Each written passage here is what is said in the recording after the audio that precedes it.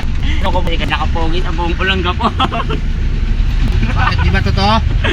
Ang pogi po sa buong Olonga po si Kuya Janel. Magaling po mag-drive pa yan. Ayan o. Hindi niyo po mag-drive sa kanya lang po. Siya po ang pinaka-pogi sa buong Olonga po. Oh, gusto niyo mag-drive ng tao. Yan Ng tao. Siya po marunong po mag-drive ng tao. Malupit po siya doon. Yan po. Undawin na po kami guys. Bawi na po kami. Yan po yung daan sa po tabong tabakuan po. Tabakuan. Nagtitari po si Kuya Janel. Ayan. Ayan po. Kuya.